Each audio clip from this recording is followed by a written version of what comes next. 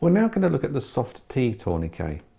Now the soft T tourniquet is very similar to the cat tourniquet, but it's got a couple of design features that are different. With the actual tourniquet, how it's actually secured is a little bit different, because with this one, you wind it round and then you have to apply the peg here into this metal clip. Now this is a little bit harder to use than the cat tourniquet, but it still works very, very effectively. Just here you've got a clip which holds it in place and the strap. Now it's harder to apply this onto yourself if you needed to, but it can be done. It's just a little bit more fiddly to actually pull this through this buckle in order to tighten it up. But how we actually use it is very, very similar. You'll open up the tourniquet so that it will slide over an arm or a leg. We then slide that over the arm. Remembering, look at where the joint is. We want to pop it 5 centimeters above. We then need to pull it tight. Once it's tight, we can then take the toggle here, wind it round,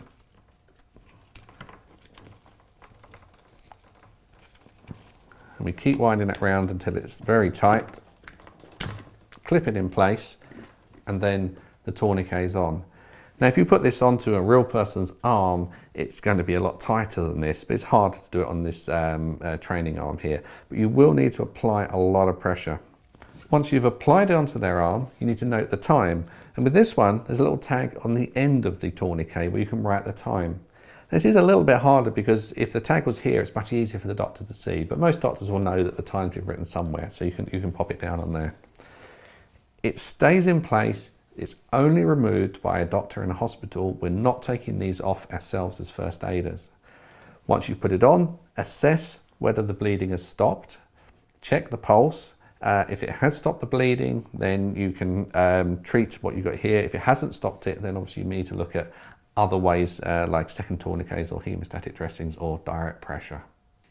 And finally, if you practice with one of these on a fake arm or a drain pipe or something like that, you need to reset it ready for use. So you can see the materials out here. We need to pull that back. So all you do is pull that through so it's laying flat, and then you can fold the tourniquet up and then get that ready for use for next time.